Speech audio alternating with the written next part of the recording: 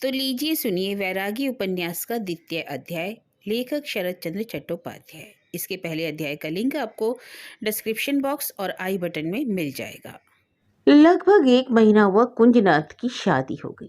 तब से वृंदावन फिर नहीं आए। शादी के दिन भी बुखार होने का बहाना करके वे नहीं आए। केवल चरण को लेकर उनकी माँ दिन भर के लिए आई थी, क्योंकि अपने गृह देवता को छोड़कर वह किसी दूसरी जगह नहीं रह सकती।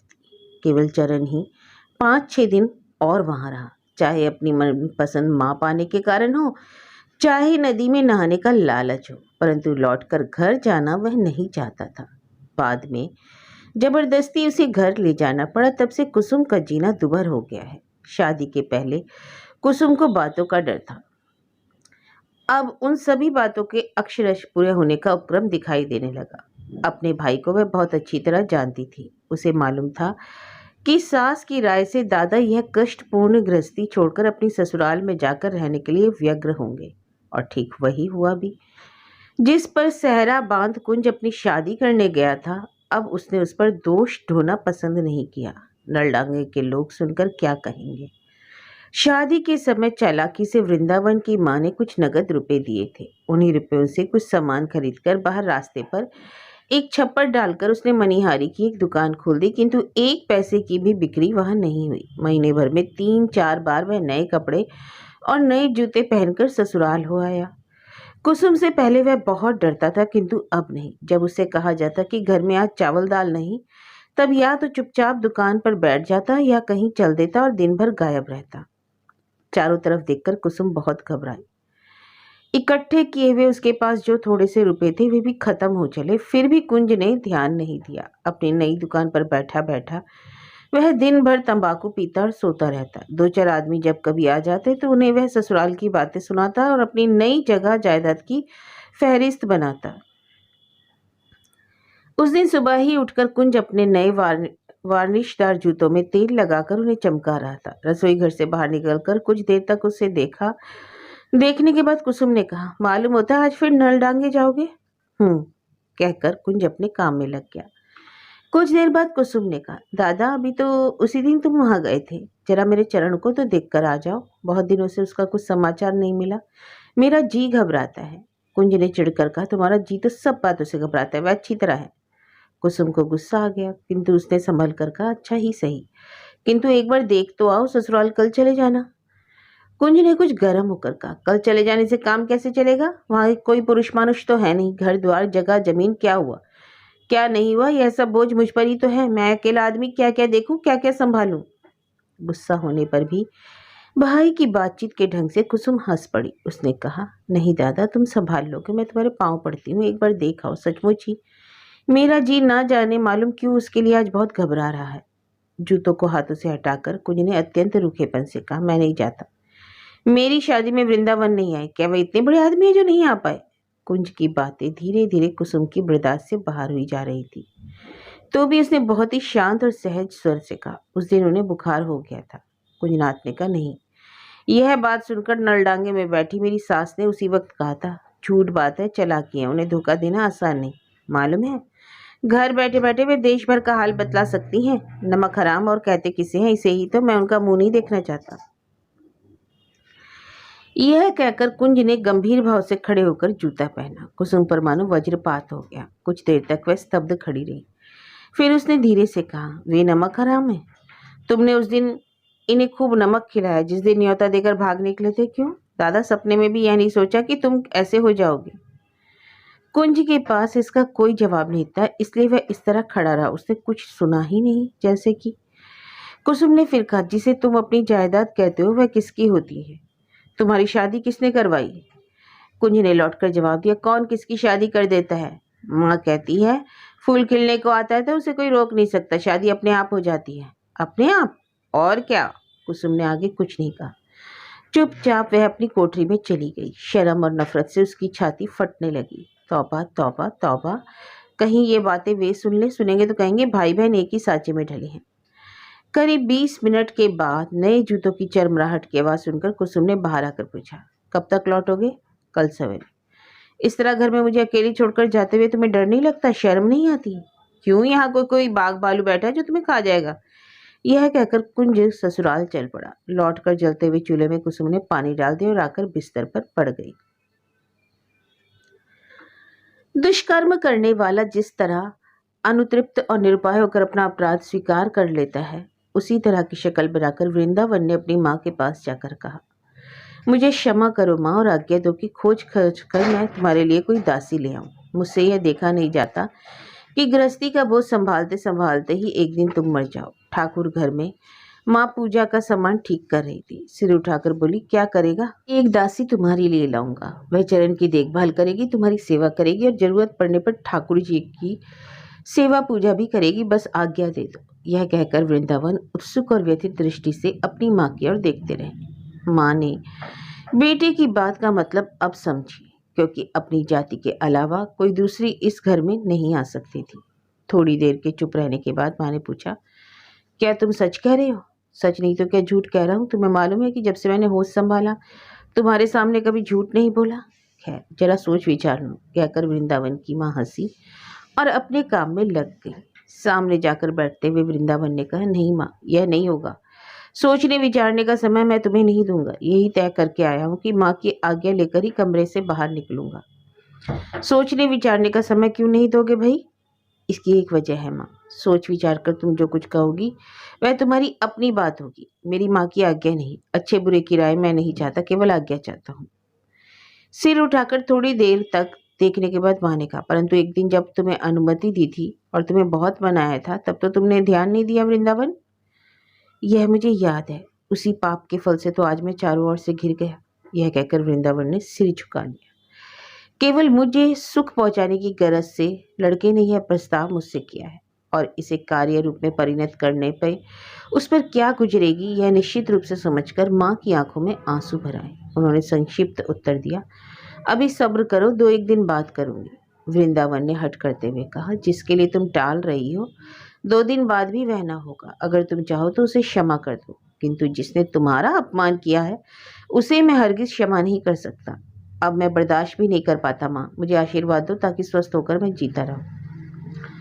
माँ ने फिर सिर उठाकर देखा और कुछ देर तक सोचकर ठंडी सांस लेकर कहा, अच्छा जाओ, आज्ञा है। इस ठंडी सांस का अर्थ वृंदावन ने समझ लिया, किंतु फिर उन्होंने कोई बात नहीं की। पदधूलि माथे से लगाकर चुपचाप कमरे के बाहर खड़े हो गए।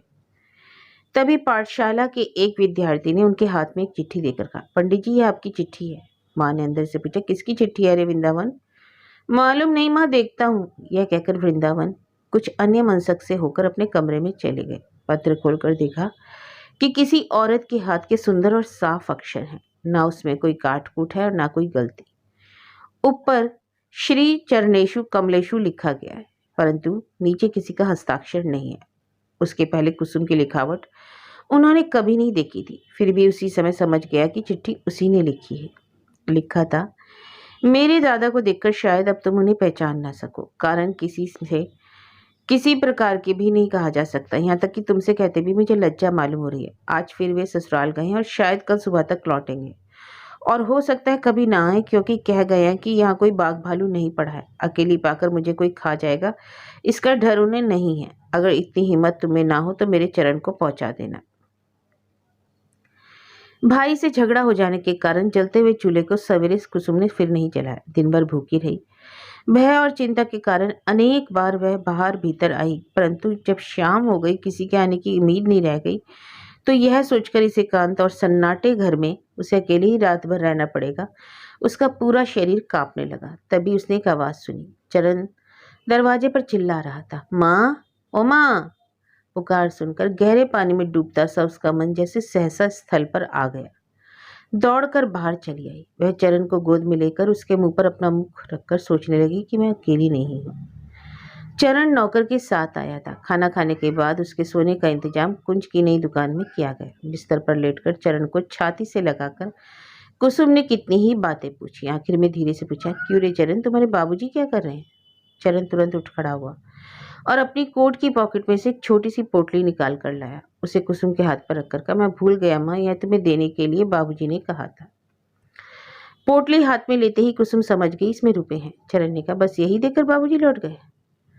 कुसुम ने घबराकर पूछा, कहाँ लौट गए रे? चरण ने हाथ उठाकर कहा, वहां से, उस जगह से। तो क्या वे नदी के इस पार तक आए थे? हाँ, चरण ने सिर हिलाकर कहा। कुसुम ने फिर कुछ नहीं कहा। अभिमान के कारण वह चुपचाप पड़ी रही। उस दोपहर को बिना पानी पिए जब वे चरण को लेकर चले गए तो कुसुम ने दोबारा सिफारिश नहीं की थी, बल्कि कुछ खरी खोटी ही सुना दी थी। तब से कभी वे दिखाई नहीं पड़े। पहले सैकड़ों बहानों से वे इधर से गुजरते थे, परंतु अब इधर आने का कोई मतलब ही नहीं रहता।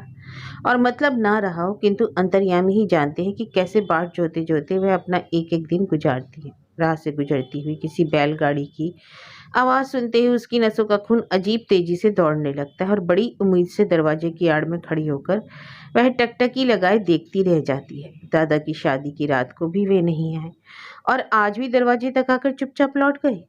तब सहसा उसे उस दिन की बात याद आ गई जिस दिन कुंज कड़ों की जोड़ी लौटाने गया था और उन्हें कहते सुनाया था कि उन लोगों की चीज लौटाकर भगवान ने उन्हें सतर्क कर दिया। वह सोचने लगी कि सचमुच ही उनके मन का भाव ऐसा ही हो गया तो आघात पहुंचाने में अपनी ओर से उसने भी तो कोई कसर बाकी नहीं रखी। बार बार आघात पहुंचाया, यहाँ तक कि माँ को भी अपमानित किया। थोड़ी देर के लिए उसके दिमाग में यह बात नहीं आई कि उस दिन उसकी बुद्धि को क्या हो गया था। जिस संबंध को इतने दिनों से वह जी जान से अस्वीकार करती रही, उसी के खिलाफ उसका शरीर और मन विद्रोह कर उठा। अत्यंत क्रोधित होकर वह बार बार तर्क करने लगी कि यह क्या मेरे हाथ का बनाया हुआ संबंध है जो मेरे नहीं नहीं कहने से खत्म हो जाएगा। सचमुच ही मेरे हृदय की समस्त भक्ति और कामना इस प्रकार उन्हीं पर क्यों एकाग्र हो गई। गृहस्थी संबंधी महज एक दिन की बातचीत से और एक बार की बिल्कुल साधारण सेवा से मेरे हृदय में उनके लिए इतना प्रेम कहाँ से आ गया। जोर देकर बार बार कहने लगी कि मैं किसी तरह की कसम खाकर कह सकती हूँ कि ये वह जचता नहीं है। मेरी बदनामी की बात किसी तरह सच नहीं है। केवल अपमान की ज्वाला के कारण मेरी माँ यह अमिट कलंक मेरे सिर पर छोड़ गई। थोड़ी देर तक चुप रहने के बाद वह मन ही मन कहने लगी, माँ तो उतर गई। झूठ सच साबित करने के लिए अब कोई उपाय नहीं, किंतु मैं चाहे कुछ भी क्यों ना हूँ, पर उन्हें भी मालूम है कि उनकी धर्मपत्नी मैं ही हूँ, तो मेरी अनुचित डिटाई पे वे क्यों सहन करते हैं, जोर करके क्यों नहीं आते। मेरा सारा अभिमान कुचलकर वे क्यों नहीं जहाँ मन होता वहाँ मुझे खींच ले जाते। मैं विरोध करने वाली कौन होती हूँ और उस विरोध को स्वीकार करने का अधिकार उन्हें भी तो नहीं। अचानक उसका शरीर कांप गया,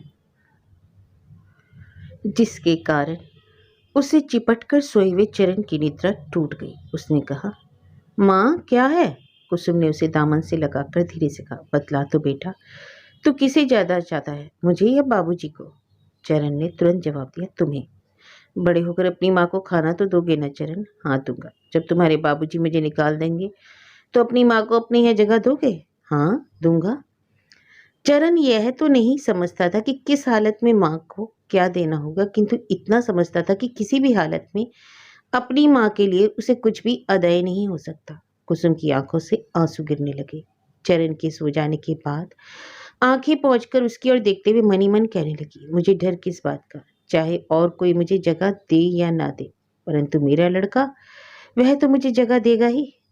दूसरे दिन सूर्योदय के थोड़ी देर बाद माँ बेटी जब नदी से नहाकर लौटे तब उन्होंने देखा कि आंगन में खड़ी एक प्रौढ़ा स्त्री कुंजनाथ से अनेक तरह के सवाल पूछ रही है और यथा योग्य वे उसका जवाब भी दे रहे हैं। वह थी कुंजनाथ की सास। अपने दामाद का घर केवल उत्सुकता के कारण ही देखने वह नहीं आई थी, बल्कि यह भी देखने आई थी कि अपनी एकमात्र कन्या रतन को किसी दिन यहाँ भेजना निरापद है या नहीं। कुसुम को आते देखकर अचानक वह अवाक होकर उसकी ओर देखती रह गई। यौवनश्री उसके भीगे कपड़ों में नहीं समाती थी। शरीर का कंचन सा रंग उसकी गीली धोती से फूट फूट कर बाहर निकल पड़ता था। उसकी भीगी केश राशि उसकी पीठ से होकर उसके घुटनों को छूते हुए लटक रही थी। कमर पर बाईं और पानी से भरा एक घड़ा था और दाहिने हाथ से वह चरण का बायां हाथ पकड़ी थी। चरण भी पानी से भरा हुआ एक छोटा सा लोटा लिए था। ऐसी मातृ मूर्ति संसार में शायद ही कभी दिखलाई देती है, और यदि देती है तो अवाक ही रह जाना पड़ता है। कुंजनाथ को भी टकटकी लगाकर देखते कुसुम को बड़ी लज्जा मालूम हुई। जल्दी से वहां से जा रही थी कि कुंज की सास ने कहा, यही है शायद कुसुम। कुंज ने खुश होकर कहा, हाँ माँ, यह मेरी बहन है। सारा आंगन गोबर से पुता हुआ था। कुसुम ने वही घड़ा रखकर प्रणाम किया और माँ की देखा देखी चरण ने भी प्रणाम किया। उसने कहा, मुझे याद है इस लड़के को मैंने कहीं देखा है। लड़के ने तुरंत ही अपना परिचय दिया, मैं चरण हूँ। दादी के साथ मामी को देखने के लिए मैं तुम्हारे घर गया था ना। कुंज की सास ने कहा, शायद वृंदावन वैष्णव का लड़का है। छोटे से लड़के की बात तो जरा सुनो। मारे आश्चर्य से कुसुम का प्रफुल्लित चेहरा स्याह हो गया। एक बार उसने अपने भाई की ओर देखा तथा एक बार उस अत्यंत अशिक्षित व अप्रिय वादिनी के मुंह की ओर देखा और घड़ा उठाकर लड़के का हाथ पकड़कर रसोई घर में चली गई। एकाएक यह हो क्या गया?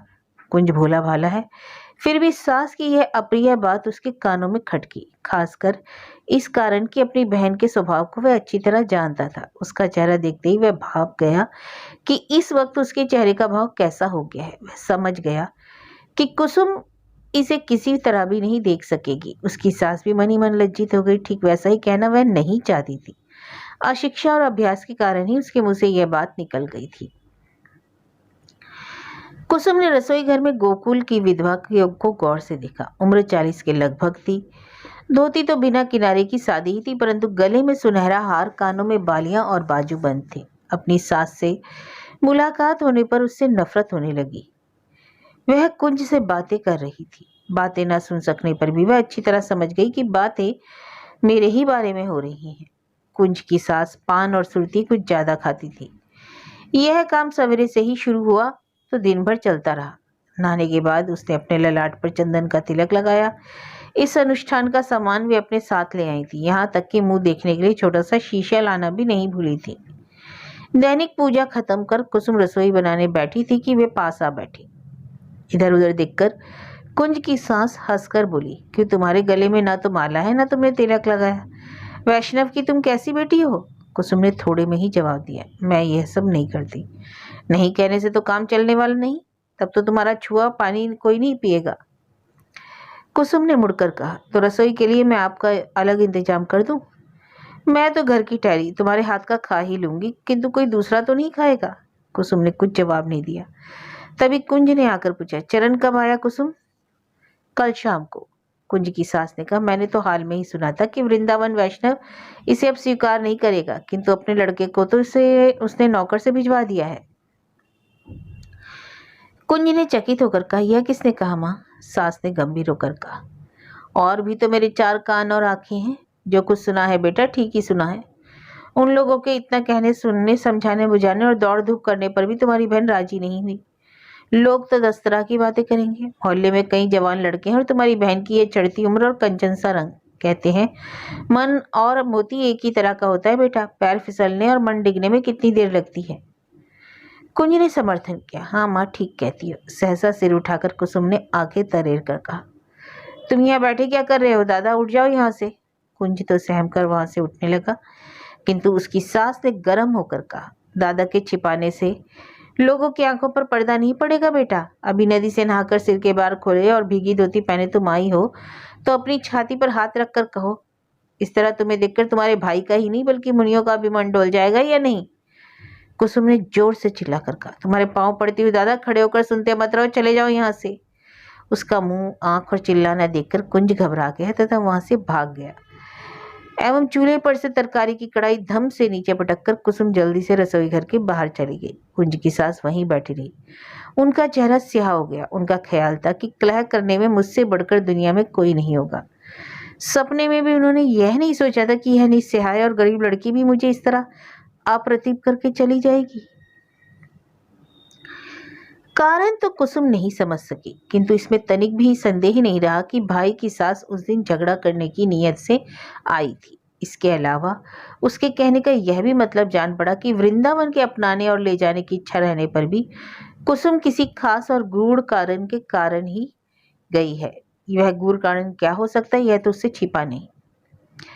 वह यह तो जानती है कि उसका आभास पाकर खुद वृंदावन ने भी उसे ले जाने का विचार छोड़ दिया है। इस इशारे में ही कुसुम आपे से बाहर हो गई थी, परंतु साथ यह भी समझ गई कि उसका इस तरह रसोई घर से उठकर चला आना ठीक नहीं हुआ।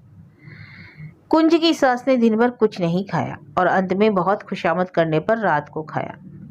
उसकी मान रक्षा के लिए दिन भर कुंज अपनी बहन को बुरा भला कहता रहा, किंतु क्रोध, मान, अभिमान खत्म हो जाने पर भी उसने अपनी बहन से एक बार भी भोजन करने के लिए नहीं कहा। दूसरे दिन सवेरे कुंज की सास जब घर जाने लगी तो उसकी पदधूलि माथे से लगाकर वह चुपचाप खड़ी हो गई, परंतु कुछ कुंज की सास कुछ नहीं बोली, बल्कि अपने दामाद को लक्ष्य कर बहन के पास, यहाँ बैठे रहने से तो काम चलने वाला नहीं, तुम अपनी जगह जमीन देखनी चाहिए। कुसुम के पास इस बात का कोई जवाब नहीं था, इसलिए सिर झुकाकर वह चुपचाप सुनती रही। ठीक ही तो है, भाई भला दोनों जगहों की देखभाल कैसे कर सकता है। करीब 2 महीने बीत गए। इतने ही दिनों में कुंज की सास ने उसे जैसे बिल्कुल बदल दिया। अब अक्सर ही वह यहाँ नहीं रहता, और रहता तो ठीक से बात भी नहीं करता। कुसुम सोचती है कि एकदम इस तरह बदल कैसे गया ये। अगर वह जानती कि कुंज जैसे सरल और अल्प बुद्धि लोग भी इस तरह बदल जाते हैं, तो दुख उसे शायद इतना असहनीय नहीं होता। भाई बहन में अब वह स्नेह नहीं रह गया, लड़ाई झगड़ा भी अब नहीं होता। कुसुम अब ना तो लड़ना झगड़ना चाहती है और ना वह हिम्मती होती है। उस दिन महज एक रात के लिए घर में अकेली रहने के कारण भय से वह घबरा गई थी, परंतु अब कितनी ही रातें अकेली गुजार देनी पड़ती हैं। दुख में रहने के कारण अवश्य ही उसका डर खत्म हो गया है। इन सब बातों की वह तनिक भी परवाह नहीं किया करती है, किंतु उठते बैठते हर वक्त यह बात कांटे की तरह उसके दिल में चुभती रहती है कि वह भाई के सिर का बोझ बनकर रह रही है। वह यही सोचती है कि वह मर जाए तो उसके भाई की आंखों में शायद एक कतरा आंसू भी नहीं निकलेगा। भविष्य में होने वाले अपने भाई के इस निर्दय व्यवहार को अब वह आंसुओं से धोने के लिए कमरे का दरवाजा बंद कर बैठ जाती और फिर दिन भर नहीं खोलती। मन जब बहुत भारी हो जाता तो चरण के बारे में सोचने लग जाती। महज वही माँ माँ पुकारता हुआ तब दौड़ा आता और उसे छोड़कर किसी तरह भी जाना नहीं चाहता। अपना सारा संकोच छोड़कर कुसुम ने एक दिन उसके हाथ से एक पत्र भी वृंदावन के पास भिजवाया, परंतु वृंदावन के पास वह संकेत बिल्कुल बेकार हुआ, क्योंकि कुसुम जैसे प्रत्युत्तर की आशा करती, वह क्या कागज पर लिखकर 2 लाइनों का जवाब भी नहीं आया। आए महज कुछ रुपए, और लाचार होकर कुसुम को स्वीकार करने ही पड़े। कल रात कुंज घर आया है।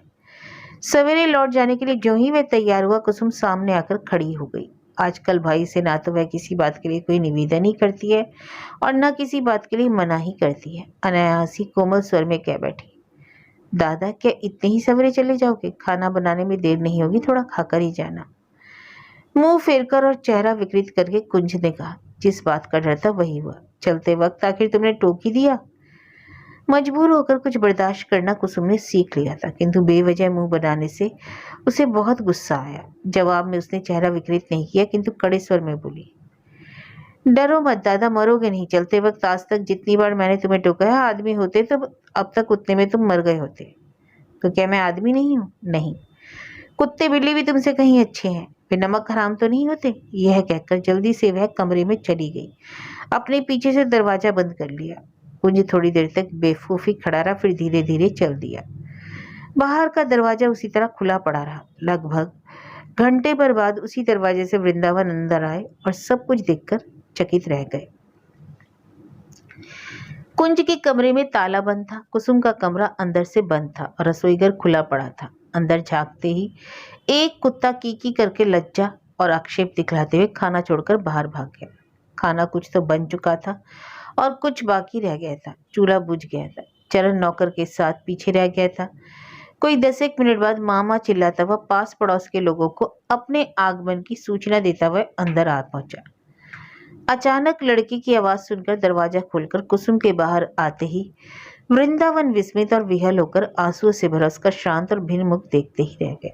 कुसुम ने सोचा तक नहीं था कि अचानक वे इस तरह आ जाएंगे। एक पग पीछे हटकर आंचल से माथा ढककर उसने कमरे में से आसन लाकर बिछा दिया। चरण दौड़ता हुआ आया और उसके पांव से लिपट गया। कुसुम ने उसे गोद में उठाकर चुम लिया और एक खंबे की आड़ में खड़ी हो गई। माँ की ओर देखकर चरण ने रुआसा होकर कहा, बाबा माँ तो रो रही है। वृंदावन को यह मालूम हो गया था। पूछा, क्या बात है, किसने बुलाया था? तब तक कुसुम अपने को संभाल नहीं पाई थी तो वह जवाब न दे सकी। वृंदावन ने फिर पूछा, पत्र में लिखा था कि दादा से आकर मिल जाना, कहाँ है वे? कुसुम ने भर्राई आवाज में कहा, मर गए। अरे मर गए, क्या हुआ था? उनका यह व्यंग कुसुम को कड़ा लगा। अपनी हालत भूलकर वह जल उठी और बोली, देखो मजाक मत करो, मैं जल भून रही हूँ। यह सब अच्छा नहीं लगता। मुझे तुमने बुलाया था, उसी का यह बदला चुका रहे हो। यह कहकर रो पड़ी। उसकी रुलाई वृंदावन ने साफ सुन ली, तो भी वह विचलित ना हुए। कुछ रुककर उन्होंने पूछा, मुझे क्यों बुलाया था? आंसू पोंछते हुए कुसुम ने भारी आवाज में कहा। आते ही नहीं तो मैं कहूँ किससे? पहले तो कितने ही कामों में इधर उधर आ जाया करते थे, किंतु अब भूल कर भी नहीं आते। वृंदावन ने कहा, भूल नहीं सकता इसलिए नहीं आ सकता, भूल सकता तो शायद आ जाता। खैर छोड़ो इन बातों को, कहो बात क्या है?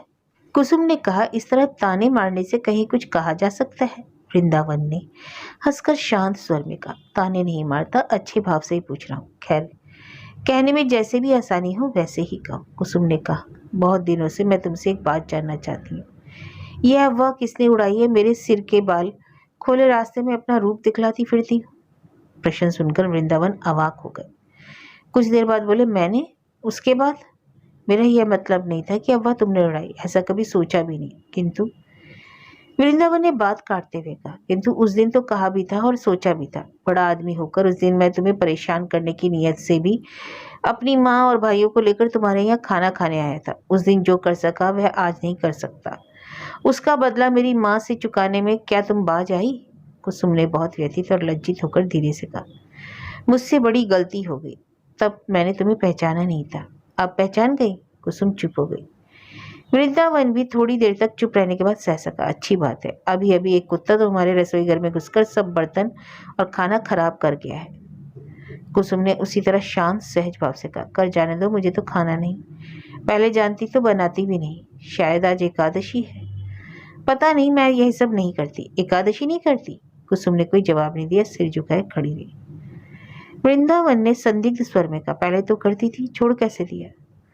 बार बार चोट पाकर कुसुम अधीर हो गई। उसने चिढ़कर कहा, नहीं करती, मेरी मर्जी, जानबूझकर कोई अपना सर्वनाश करना नहीं चाहता इसलिए नहीं करती।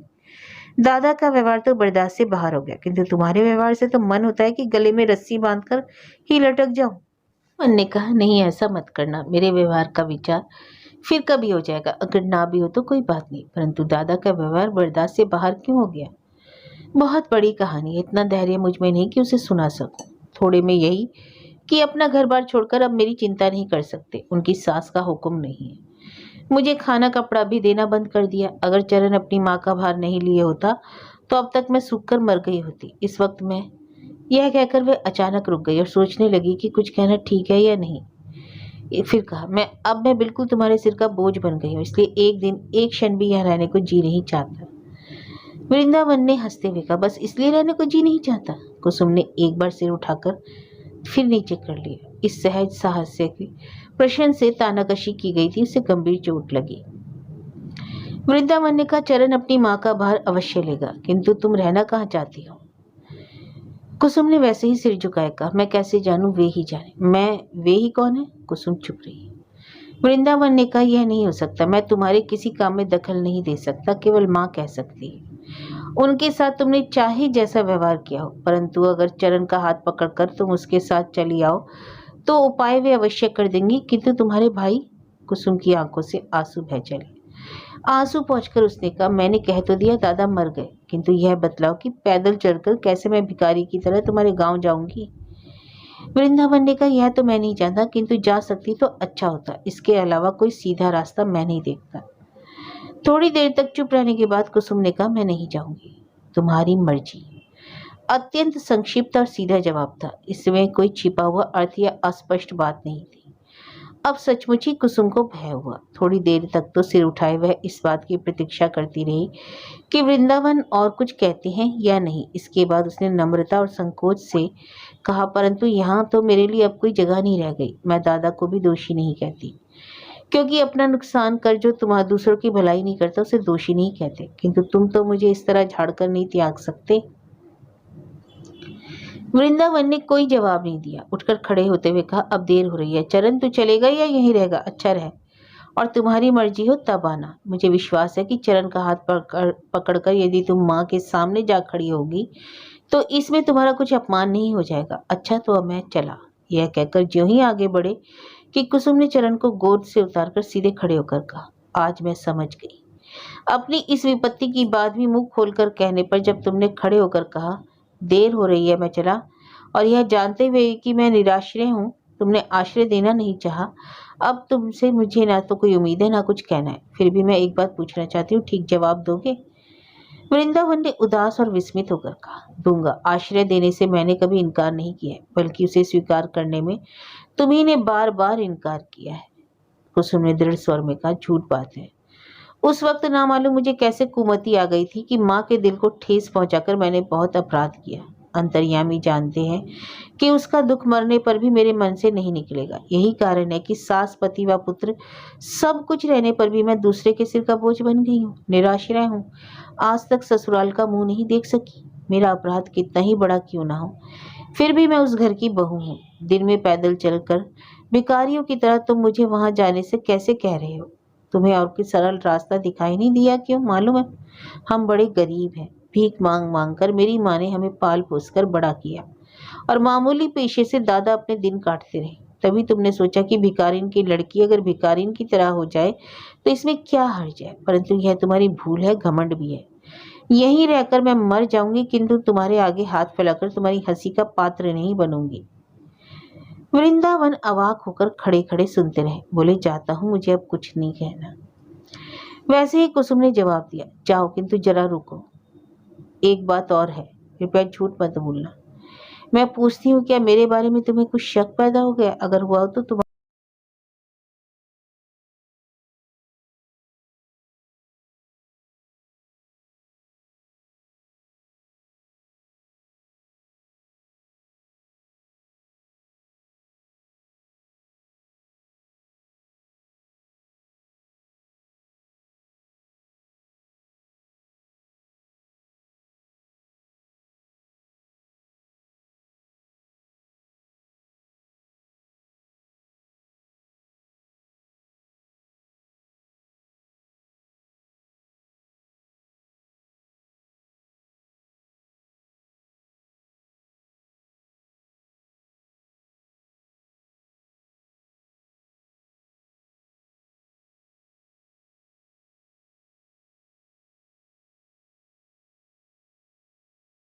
बहुत दिन बीत गए। माघ बीतकर फागुन आ गया। चरण तो अब तब से गया, लौटकर फिर नहीं आया। यह बात बिल्कुल साफ है कि उसे आने भी नहीं दिया गया। मतलब अब वे लोग किसी तरह का रिश्ता रखना उचित नहीं समझते हैं। उधर का तो समाचार जल्दी मिलता नहीं, परंतु अब इसने भी तय कर लिया है कि चिट्ठी लिखकर अपने आप को तुच्छ नहीं करेगी। भैया की वही हालत है, सब ओर से मानो कुसुम की जान ही आफत में है। अब वह घर से बाहर भी बहुत कम निकलती है और सखी सहेलियों से मिलना जुलना भी छोड़ दिया है। अंधेरा रहते ही नदी में नहाकर वह पानी भर लाती है और बाजार के दिन गोपाल की माँ उसका सामान ला देती है। इस तरह बाहर की सभी बातों से अपने आप को अलग कर लेने से उसके दिन सचमुच ही बड़े कष्ट से कटते हैं। कुसुम सुई का काम बहुत अच्छा करती है। इन्हीं वजह से आस पास के कई घरों की मच्छरदानी, तकियों और गिलाफ और बिस्तर की चादरें वहीं बनाया करती है। आज तीसरे पहर थी कि अचानक उसके हाथ रुक गए और मन ही मन पहले दिन की बातें सोचने लगी।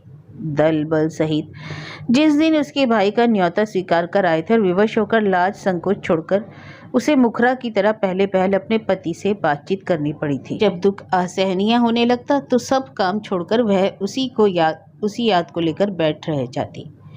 माँ जैसे अपने इकलौते पुत्र को लेकर अनेक तरह से हिला डुलाकर लाड़ प्यार करती, उसी तरह वह अपनी इस एकमात्र याद को प्रेम से घुमा फिराकर अत्यंत संतोष का अनुभव करती। उस समय जैसे उसका सारा दुख हवा हो जाता। उन दोनों का उस दिन का वाद विवाद, सबके भोजन का गुप्त आयोजन और रसोई तैयार कर पति और देवरों को परोसना, सास की सेवा और सबसे आखिर में शाम को अपने लिए वही रूखा सूखा बचा हुआ बासी भोजन। टप टप करके कुसुम की आंखों से आंसू गिरने लगे। नारी होकर इससे अधिक सुख की बात ना तो वह सोच सकती थी और ना ही उसकी इच्छा होती थी। वह सोचती कि जो औरत रोज ही ऐसा करती है उनके संसार में और कुछ बाकी नहीं रह गया है। इसके बाद उसे उस दिन की बात याद आ गई जिस दिन सारा संबंध तोड़कर वे चले गए। उसने भी उस दिन उन्हें मना नहीं किया, बल्कि संबंध तोड़ने में मदद ही पहुंचाई।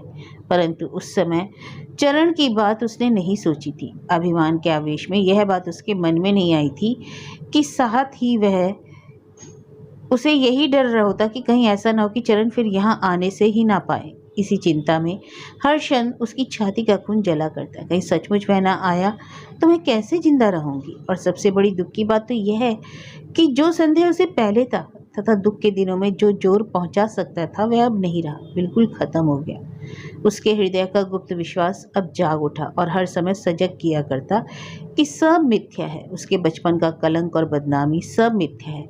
वह हिंदू की बेटी है, इसलिए पाप और अन्याय किसी तरह भी उसके मन में प्रवेश नहीं कर सकता, चाहे जानकर हो या अनजाने में। परंतु हिंदू के घर की लड़की अपने पति को छोड़कर अन्य किसी से इतना प्रेम नहीं कर सकती। किसी गैर की सेवा करने के लिए उसका मन इस तरह व्याकुल तो नहीं हो सकता। अगर वे पति न होते तो भगवान उसे अवश्य ही सुमार्ग दिखला देते। उसके हृदय के किसी कोने में थोड़ी सी लज्जा अवश्य ही बाकी रखते। आज बाजार का दिन है। गोपाल की माँ बड़ी देर से बाजार गई हुई है, उसी के लिए सदर दरवाजा खुला है। इतने में ही अचानक बाबू कुंजनाथ नौकर के साथ अपना अंग्रेजी जूता चमचमाते पास पड़ोस के लोगों में ईर्ष्या और विस्मय पैदा करते हुए घर आ पहुंचे। कुसुम जान तो गई किंतु अश्रुपूर्ण आंखों को शर्म के कारण ऊपर नहीं उठा सकी। सीधे बहन के सामने पहुंचकर कुंजनाथ ने कहा, तुम्हारे वृंदावन फिर से शादी कर रहे हैं? कुसुम के हृदय की धड़कन रुक गई। काठ की पुतली सी सिर झुकाए खड़ी रह गई। कुंज ने अपनी आवाज तेज करके कहा, देखता हूँ पानी में रहकर मगर से कैसे बैर करता है। मुझे यही देखना है कि नंद वैष्णव कितने बड़े बाप का बेटा है जो हमारी जमींदारी में रहकर हमारा ही अपमान करना चाहता है। कुसुम की समझ में यह बात नहीं आई। बड़े कष्ट से उसने पूछा, नंद वैष्णव कौन है? कुंज ने कहा, हमारी प्रजा है, मेरी ही तालाब के किनारे मकान बनाया है, मैं उसका घर फूंक दूंगा। 80 साल की लड़की है, फागुन में शादी है, सब तय हो चुका है। भूता जरा तमाकू तो चढ़ा ला। कुसुम ने सिर नहीं उठाया, इसलिए नौकर को नहीं देख सकी थी। वह संकोच के साथ ठीक से बैठ गई। कुंज ने कहा, क्यों भूता, देखने में नंद की लड़की कैसी है? भूता ने कुछ सोच समझ कर कहा, अच्छी है। कुंज ने तड़प कर कहा, अच्छी है? कभी नहीं, मेरी बहन की तरह है। कभी तुमने ऐसा रूप देखा है? भूता के जवाब देने से पहले ही कुसुम उठकर अंदर चली गई। कुछ देर बाद तंबाकू पीते पीते कुंज कुसुम के कमरे के सामने आया और कहा, क्यों, मैंने कहा था ना कुसुम कि वृंदावन की तरह कृतज्ञ और बज्जात कोई दूसरा नहीं। मेरी बात सच निकली कि नहीं? माँ कहती है कि वेद झूठा हो सकता है, किंतु मेरे कुंजनाथ का कहना कभी झूठ नहीं हो सकता। क्यों भूता, माँ कहती है ना? अंदर से कुछ जवाब नहीं मिला, किंतु कुछ धीमी धीमी आवाज आने लगी। पता नहीं क्या सोचकर कुंज हुक्का रखकर दरवाजा खोलकर अंदर जा खड़ा हुआ। बहुत दिनों के बाद आज अचानक उसकी आंखों में 2 बूंद आंसू आ गए। कुसुम चारपाई पर औंधी पड़ी रही। कुंजनाथ थोड़ी देर तक देखते रहने के बाद अपने आंसू पोंछकर धीरे से चारपाई पर एक और बैठ गया और अपनी बहन के सिर पर हाथ रखकर धीरे से कहा, कुसुम तुम चिंता मत कर, चाहे जैसे भी हो ये शादी मैं नहीं होने दूंगा। तुम देख लेना, तुम्हारा दादा जो कहता है वह करता भी है। परंतु तुमने भी तो कभी ससुराल में जाना नहीं चाहा बहन। हमने कितनी कोशिश की, समझाया बुझाया, किंतु तुमने कुछ ख्याल भी तो नहीं किया। आखिरी बात कहते कहते कुंज रुआंसा हो गया। कुसुम अब अपने को संभाल नहीं पाई, फूट फूट कर रोने लगी। वह निराश हो गई थी। भाई के दिल में उसके लिए तनिक भी स्नेह नहीं रह गया था। कुंज की आंखों से आंसू बहने लगे। चुपचाप बहन का सिर धीरे धीरे सहलाते हुए उसे सांत्वना देने लगा। शाम हो गई। अपने कोट के किनारे से अच्छी तरह आंसू पोंछकर उसने फिर कहा, चिंता मत करो, मैं कहता हूँ यह शादी मैं किसी तरह नहीं होने दूंगा। अब कुसुम ने रोते रोते कहा, नहीं दादा, उसमें बाधा मत डालना। कुंज ने अत्यंत विस्मित होकर पूछा, क्या कहा, बाधा न डालो? हमारी आंखों के सामने शादी और हम खड़े खड़े तमाशा देखे? कैसे कह रही हो तुम यह बात? नहीं दादा, इसमें तुम बाधा मत देना। कुंज बिगड़ गया। कहा, बाधा ना देना, जरूर दूंगा। तुम्हारा अपमान इससे हो या ना हो, किंतु मेरा अपमान तो अवश्य है। मुझे बर्दाश्त नहीं हो सकता। वह मेरी प्रजा है, तुम्हें क्या मालूम, सुनकर लोग मुझ पर थूकेंगे। तकिए में मुंह गड़ाकर कुसुम बार बार सिर हिला हिला कर कहने लगी, मैं तुम्हें मना करती हूँ दादा, तुम इसमें हाथ मत डालना। हमारे साथ अब उनका कोई रिश्ता नहीं। गोलमाल करके झगड़ा और मत बढ़ाना। शादी होती है तो होने दो। कुंज ने बहुत बिगड़ कर कहा, नहीं नहीं, क्यों? पहले भी तो उन्होंने मुझे छोड़कर शादी की थी, फिर करने दो। हमारे लिए तो दोनों ही बराबर है। मैं तुम्हारे पाँव पड़ती हूँ दादा, बेकार गोलमाल पैदा मत करो, मेरा सब सम्मान नष्ट मत करो। जिस बात में वे सुखी हों वही ठीक है। हूँ कहकर थोड़ी देर तक कुंज बैठा रहा, फिर कहने लगा, तुम्हें तो मैं हमेशा से देखता रहूं। एक बार जो ना कह दिया, फिर किसके बाप की मजाल जो तुमसे हाँ कहलवा दे। तू किसी बात माने या ना माने, परंतु तुम्हारी बात सबको माननी चाहिए। कुसुम कुछ नहीं बोली। कुंजनाथ फिर कहने लगा, और वैसे बात झूठ भी नहीं है, जब किसी तरह ससुराल जाने के लिए तू राजी ही नहीं होगी तो उनकी गृहस्थी कैसे चलेगी? अभी तो वृंदावन की माँ जिंदा है, किंतु हमेशा तो वो रहेंगी नहीं। अब भी कुसुम ने कोई जवाब नहीं दिया। थोड़ी देर चुप रहने के बाद सहसा कुंज कहने लगा, अच्छा कुसुम, वह शादी करे या ना करे, किंतु तुम इतना रोती क्यों हो? कुसुम इसका क्या जवाब देती? कुंजनाथ अंधेरे में यह देख नहीं सका कि कुसुम के आंसू कम हो गए थे, परंतु इस सवाल से फिर आंसू सवेग से बहने लगे।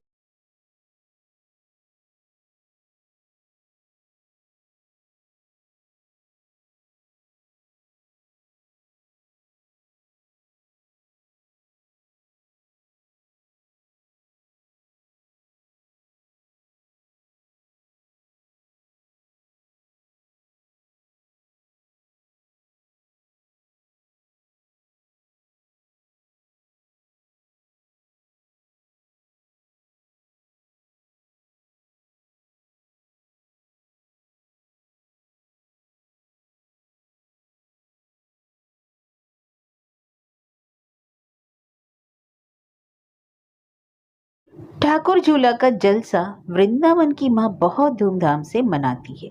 कल ही खत्म हुआ। काफी थक जाने के कारण वृंदावन बहुत देर तक सोते रहे। कमरे के बाहर से ही माँ ने आवाज दी, वृंदावन, जरा जल्दी उठकर बाहर तो आ बेटा। माँ की घबराई हुई आवाज सुनकर वृंदावन झटपट उठकर बैठे और पूछा, क्या हुआ माँ? दरवाजा खोलकर माँ अंदर आई और बोली, पहचानती तो मैं नहीं बेटा, तुम्हारी पाठशाला का कोई छात्र बाहर बैठकर बहुत रो रहा है। उसके बाप के कै और दस्त हो रहे हैं, उठ बैठ नहीं सकता। वृंदावन तुरंत बाहर आए। उन्हें देखते ही शिबू ग्वाले के लड़के ने रोते रोते कहा, पंडित जी, बाबा ना तो आंख ही खोल रहे हैं और ना बोल ही पा रहे हैं। वृंदावन ने साथ स्नेह आंसू पहुंचे और उसका हाथ पकड़कर चल पड़े। शिबू का आखिरी समय आ गया था। इन्हीं दिनों हर साल हैजा फैला करता है। अब की साल पहले शिबू को ही हुआ। कल रात को शिबू को हैजा हुआ और बिना किसी दवा दारू के अब तक बचा रहा। वृंदावन के आने के घंटे भर बाद ही उसके प्राण पखेरु उड़ गए।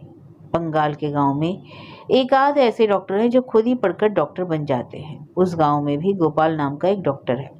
कल रात को उन्हें बुलाया गया तो हैजे का नाम सुनते ही उन्होंने 2 रुपए फीस मांगी। अपने अनुभव से यह बात वे अच्छी तरह समझ गए हैं कि ऐसे मामलों में उधार रखने का नतीजा यही होता है कि छोटे आदमी उनकी फीस चुकाने के लिए उनकी दवा खाकर बचे नहीं रहते। नगद रुपए ना जुट सकने के कारण शिबू की पत्नी ने नमक डाला हुआ पानी मिलाकर अपने पति की आखिरी चिकित्सा खत्म की और उसके सिरहाने बैठकर रात भर शीतला माई की दया के लिए प्रार्थना करती रही। तब सवेरे ही यह सब हुआ। वृंदावन बड़े आदमी हैं। गांव भर के लोग उन्हें मानते हैं। अपने मृत पति का दाह संस्कार करा देने के लिए शिबू की विधवा पत्नी तुरंत उसके पांव पकड़कर रोने लगी। भूख के कारण सूखे हुए 2 हाथ और आधा पेट खाकर जिंदा 2 गायें ही शिबू की संपत्ति के नाम पर थी। इन्हीं गायों में से एक को बंधक रखकर उसे इस विपत्ति से छुड़ाने का उपाय करना होगा। बिना किसी की कोई चीज बंधक रखे वृंदावन ने अपनी जिंदगी में इस तरह के कई दाह संस्कार कराए हैं। शिबू का दाह संस्कार कराकर दोपहर को वे घर वापस आए। शाम हो गई। चंडी मंडप के बरामदे में एक चटाई बिछाकर अभी तक आंख बंद किए वृंदावन सोए हैं कि अचानक किसी के पांव की आहट सुनकर उन्होंने देखा कि शिबू का लड़का पास ही खड़ा है। वृंदावन उठ बैठे और बोले, ओ आ बैठ जा षष्ठी चरण। लड़का 2-1 बार होठ हिलाकर बोला, पंडित जी कहकर रो पड़ा। वृंदावन ने उस सद्य पितृविहीन बालक को अपनी ओर खींच लिया। उसने रोते हुए कहा, किशन को भी कै हो रही है। किशन उसका छोटा भाई है और कभी कभी वह भी उसके साथ पढ़ने आता है। बिना पेश किए ही गोपाल डॉक्टर आज वृंदावन के साथ किशन को देखने गए। उन्होंने जीव और नाड़ी देखकर दवा की, परंतु किशन ने ना तो अपनी माँ की छाती फाड़ देने वाली रुलाहट पर ही ध्यान दिया और ना गोपाल डॉक्टर की इज्जत पर। सुबह होने के पहले ही डॉक्टर के उन प्रसिद्ध यशस्वी हाथों को बदनाम कर वह अपने पिता के पास चला गया। बेटे की लाश को गोद में लिए हुए सद्य विधवा माँ का मस्तिष्क विलाप सुनकर वृंदावन की छाती फटने लगी। खुद इनको भी एक बच्चा है, उनसे बर्दाश्त नहीं हो सका। दौड़े हुए वे घर आए और चरण को छाती से लगाकर रोने लगे। अपनी अवस्था महसूस कर बार बार वे अपने मन ही मन प्रार्थना करने लगे, हे ईश्वर, मनुष्य के अपराधों के लिए उसे चाहे जो भी सजा देना, किंतु ऐसी सजा मत देना। पता नहीं भगवान ने यह प्रार्थना सुनी या नहीं, किंतु स्वयं उन्होंने यह बात महसूस की कि आघात सहने की शक्ति चाहे किसी में हो ना हो, पर किंतु स्वयं उनमें तो नहीं है। 2 दिन और बीत गए। तीसरे दिन सुना कि हैजे के कारण उनके पड़ोसी रसिक हलवाई की पत्नी का बुरी हाल है। वृंदावन की माँ देखने गई थी। कोई 10 बजे आंसू पहुंचती हुई घर लौटी। घंटे भर बाद ही रोने पीटने की आवाज से मालूम हो गया कि रसिक की बीवी अपने 4-5 छोटे छोटे बच्चों को छोड़कर चल बसी। गांव में बड़े जोरों का हैजा फैल गया। जिन्हें भागने के लिए जगह थी वे भाग गए, किंतु बहुतों के लिए जगह तो नहीं थी। इसलिए डरते डरते उन लोगों ने साहस करके सूखे मुंह से कहा, भागकर क्या करेंगे, अब अन्न जल खत्म हो जाएगा तो एक दिन तो यहीं से ही चल देना पड़ेगा। वृंदावन के घर के सामने गांव का प्रधान रास्ता है। जब तब वहां से राम नाम सत्य है की आवाज आने के बराबर यह पता चलने लगा कि उनमें से बहुतों का अन्न जल निरंतर खत्म होने लगा है। आसपास के गांव से भी 2-4 आदमियों के मरने की खबर आने लगी, किंतु बड़ाल की हालत तो दिनों दिन भयानक होने लगी। इसकी खास वजह थी कि और बातों में इस गांव की हालत अच्छी होने पर यहाँ पीने के पानी का कुछ इंतजाम नहीं था। वहाँ कोई नदी नहीं है। पहले जो 2-4 पोखरी थी वे भी लापरवाही के कारण एकदम खराब हो गई थी और उनका पानी व्यवहार के लायक नहीं रह गया था। उनकी इस बुरी हालत की ओर कोई ध्यान नहीं देता। गांव में रहने वालों में से बहुतों का यह ख्याल है कि पानी में जब तक प्यास बुझाने और रसोई आदि बनाने की शक्ति मौजूद है, तब तक अच्छे बुरे होने की ओर ध्यान नहीं देने की जरूरत है। यहाँ गोपाल के अलावा और कोई डॉक्टर भी नहीं। गरीबों के यहाँ जाने का उन्हें वक्त नहीं मिलता और दिनों दिन हैजा बढ़ता जा रहा था। धीरे धीरे ऐसी नौबत आ गई कि दवा और पत्थे की बात तो अलग रहे, लाशों को फेंकना एक समस्या बन गई। किंतु वृंदावन का मोहल्ला अभी तक बचा था। रसिक की पत्नी के अतिरिक्त इन 5-7 घरों में अभी तक मौत का प्रवेश नहीं हुआ था। वृंदावन के पिता अपने लिए जो तालाब खुदवा गए थे, उसका पानी अभी तक खराब नहीं हुआ था। उसे पानी का व्यवहार करके शायद उनके पड़ोसी अभी तक बच गए थे, किंतु चिंता के मारे वृंदावन दिनों दिन सूखने लगे। लड़के की ओर देखते ही उनकी छाती का खून सूखने लगता। उनके मन में रह रहकर यही बात आती कि कोई गुप्त और अभेद्य अंतराल के क्षण प्रतिक्षण बाप बेटे के बीच बढ़ता जा रहा है।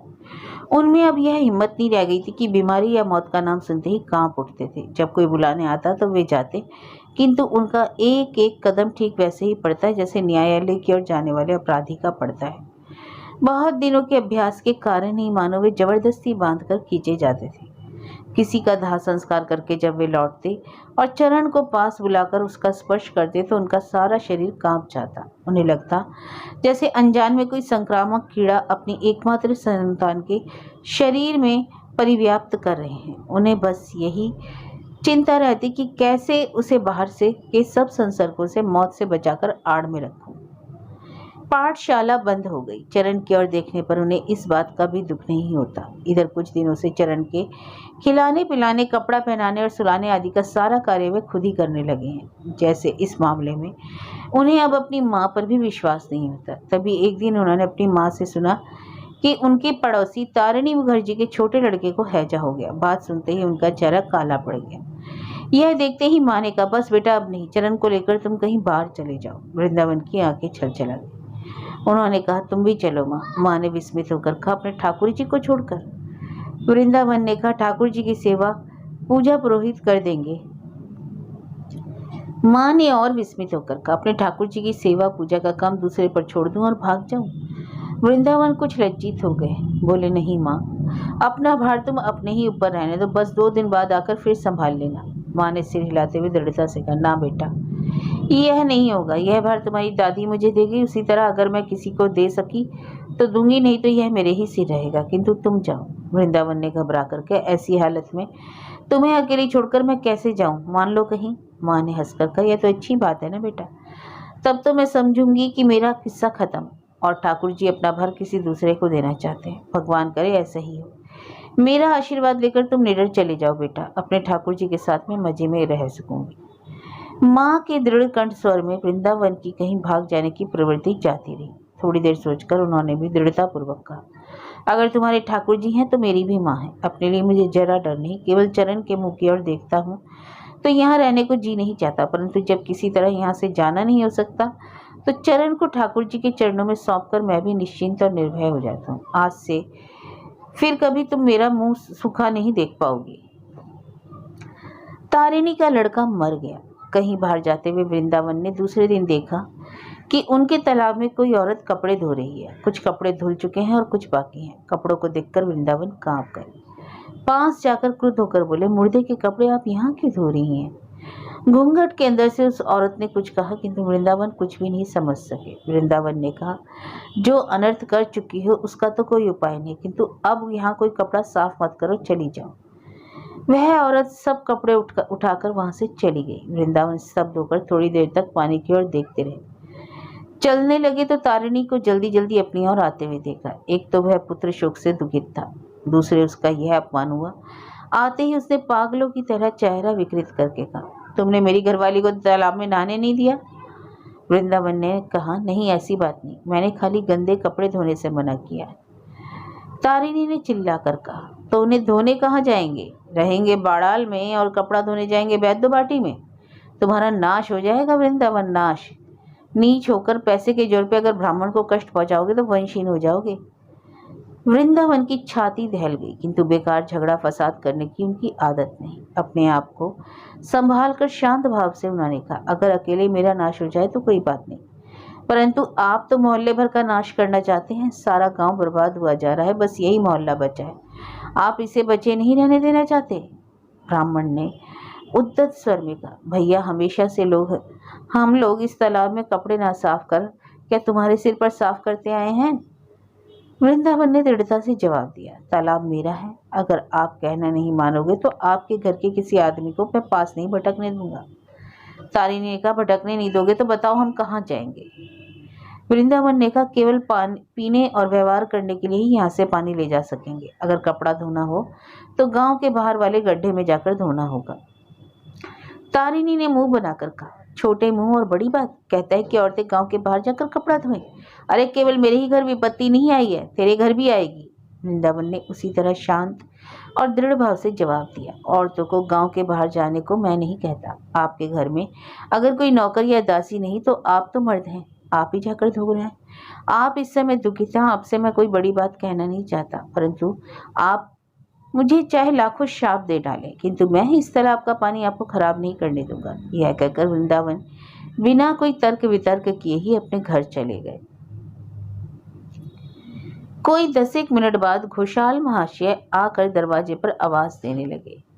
वे तारिणी के संबंधी थे। वृंदावन के बाहर आते ही कहा, भाई वृंदावन, सभी तो तुम्हें बहुत अच्छा समझते हैं, फिर तुम्हारा ये कैसा व्यवहार है? ब्राह्मण पुत्र शोक से मर रहा है और तुमने उसे तालाब पर जाने से मना कर दिया। वृंदावन ने कहा, पानी ले जाने के लिए मना नहीं किया, केवल गंदे कपड़े धोने से रोका है। घोषाल महाशय ने कहा, यह अच्छा नहीं किया भैया, मैं कह ही देता हूँ। अब यह तुम्हारी बात रख लेगा और घाट पर न धोकर कुछ दूर हटकर धो लेगा। वृंदावन ने जवाब दिया, गांव भर को केवल इसी तालाब का सहारा है, ऐसी बुरी हालत में किसी तरह भी इसका पानी खराब नहीं होने दूंगा।